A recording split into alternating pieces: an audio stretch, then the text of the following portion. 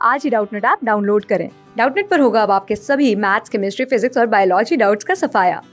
बस अपने क्वेश्चन की फोटो खींचो, उसे क्रॉप करो और तुरंत वीडियो सोल्यूशन पाओ। Download now.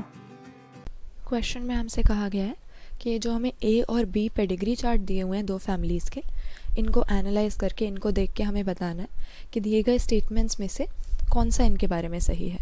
अब ये तो हम जानते ही हैं कि पेडिग्री एनालिसिस हमें करनी पड़ती है अगर ह्यूमन बीइंग्स के केस में हमें किसी ट्रेट के इनहेरिटेंस का पैटर्न देखना है, क्योंकि प्लांट्स और एनिमल्स की तरह हम क्रॉसेस तो कैरी आउट कर नहीं सकते ह्यूमन बीइंग्स में अपनी मर्ज़ी के।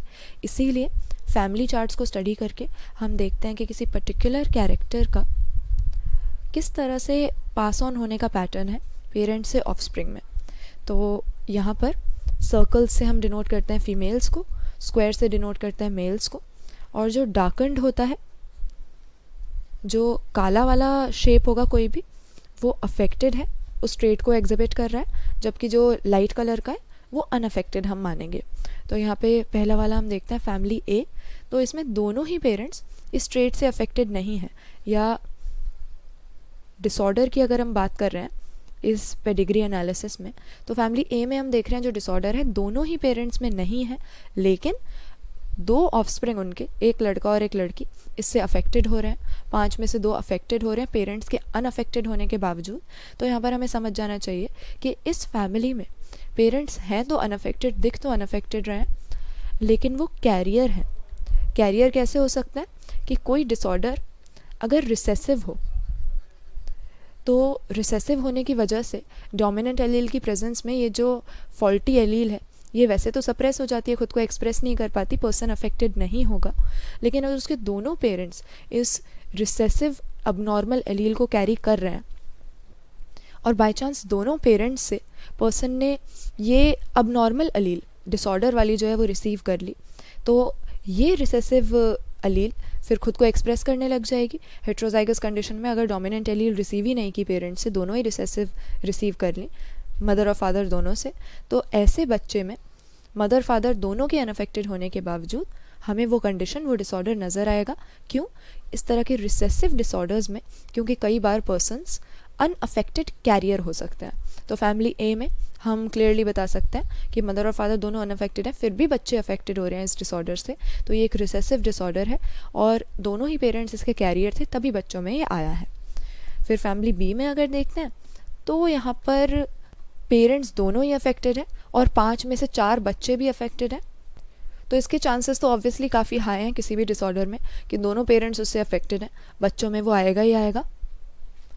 लेकिन एक ऑफस्प्रिंग अभी भी अनअफेक्टेड है, तो ऐसे में हम समझ सकते हैं कि पेरेंट्स में कहीं ना कहीं हेट्रोजाइगोसिटी है, जिसकी वजह से नॉर्मल वाली जीन्स एक बच्चे में आ गई हैं और वो इस डिसऑर्डर से बच गया है।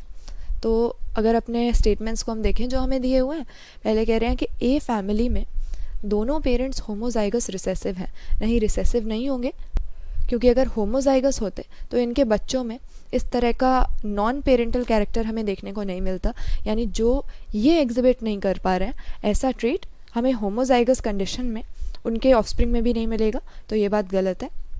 फिर दूसरे स्टेटमेंट में कह रहे हैं कि बी फैमिली में दोनों होमोजाइगस डोमिनेंट है, ऐसा कहना भी बिल्कुल गलत होगा। अगर ये होमोजाइगस होते तो अगेन दोनों के अफेक्टेड होने पर ऐसा पॉसिबल नहीं होता कि इनका कोई बच्चा अनअफेक्टेड हो रहा है, तो इसीलिए ऐसा भी पॉसिबल नहीं है। कहीं ना कहीं इनमें हेट्रोजाइगोसिटी होगी, नॉर्मल एलील्स को भी कैरी कर रहे हैं जो कि बच्चे में आने की वजह से बच्चे को डिसऑर्डर नहीं हुआ। फिर स्टेटमेंट हमें दिए कि बी फैमिली में दोनों पेरेंट्स हेट्रोजाइगस रिसेसिव हैं। तो अगेन यहाँ पर अगर दोनों ही पेरेंट्स हेट्रोजाइगस होते और ये डिसऑर्डर रिसेसिव होता, तो इनहेरिटेंस का हमें ऐसा पैटर्न नहीं देखने को मिलता कि 5 में से 4 बच्चे अफेक्टेड हैं।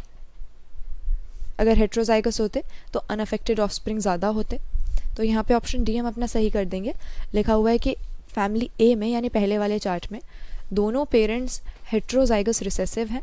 बिल्कुल सही बात है, रिसेसिव डिसऑर्डर की जीन्स के ये कैरियर हैं, खुद इसको एग्जिबिट नहीं कर रहे हैं, लेकिन हेट्रोजाइगस होने की वजह से डिसऑर्डर वाली रिसेसिव एलील इनके बच्चों में आने की पॉसिबिलिटी है, जिसकी वजह से 2 ऑफस्प्रिंग अफेक्टेड हो गए हैं। तो इस पेडिग्री एनालिसिस का रिजल्ट ऑप्शन डी में हमें सही दिया हुआ है। क्लास 6 से 12 से लेके नीट, IIT, जेईई मेंस और एडवांस के लेवल तक 10 मिलियन से ज्यादा स्टूडेंट्स का भरोसा। आज ही डाउनलोड करें डाउटनेट ऐप या व्हाट्सएप कीजिए अपने डाउट्स 8400 400 400 पर।